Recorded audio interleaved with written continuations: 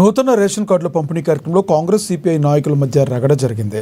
Ration కార్డుల పంపిణీ సందర్భంగా వేదిక మీదకు వెళ్లిన కాంగ్రెస్ పార్టీకి చెందిన South Central Railway board member శ్రీనివాసరెడ్డికి వ్యతిరేకంగా సిపిఐ పార్టీ నాయకులు సైతం తమ పార్టీ కండువాలతో వేదిక మీదకు వెళ్లారు. దీంతో ఎమ్మెల్యే కోనుమనేని సాంబశివరావు శ్రీనివాసరెడ్డిని కిందకి దిగమని చెప్పడంతో గొడవ మొదలైంది.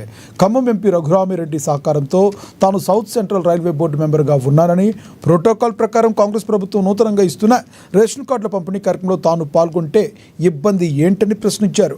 అనంతరం ఇదే విషయమై కాంగ్రెస్ నాయకులు మాట్లాడుతుంటే సిపిఐ నాయకులు అడ్డుకున్నారు. దీంతో సిపిఐ కాంగ్రెస్ నాయకుల మధ్య వాగ్వాదం జరిగింది.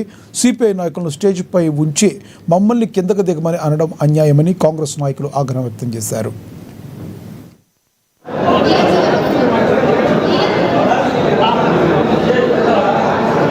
రేషన్ కార్డుల పంపిణీ కార్యక్రమం కొత్తగూడెం క్లబ్లో అధికారుల సమక్షంలో జరుగుతూ ఉంది.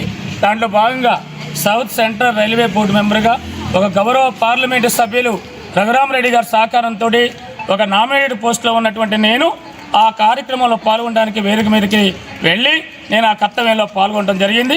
గౌరవ అక్కడ ఉన్నటువంటి ప్రజాప్రతినిధులు దిగమన్నారు. దాంతోపాటుగా నాతో పాటుగా కాంగ్రెస్ పార్టీ నాయకులు, మాజీ కౌన్సిలర్స్ అందరూ కూడా రావడం జరిగింది. వాళ్ళతో పాటుగా సిపిఐ నాయకులు, సిపిఐ కౌన్సిలర్లు కూడా రావడం జరిగింది. ఈ లోపల గౌరవ శాసనసభ్యులు కలగజేసుకొని అందరినీ దిగమన్నారు. దాంట్లో భాగంగా నన్ను కూడా దిగమన్నారు. నేను సౌత్ సెంట్రల్ రైల్వే బోర్డు మెంబర్ని, నాకు అవకాశం ఉంటుందని చెప్పేసి కలెక్టర్ గారు చెప్పారు. కలెక్టర్ గారు ఓకే అన్నారు. సరే మేము పక్కకి రావడంతో మళ్ళీ సిపిఐ సంబంధించిన ప్రజాప్రతినిధులు వాళ్ళు నాయకులందరూ కూడా జెండా మెడలో కండవలు వేసుకుని ఉన్నారు. అది కూడా సరైనటువంటి విధానం కాదని మా వాళ్ళు అన్నారు. సరే వాళ్ళని తర్వాత దిగమన్నారు.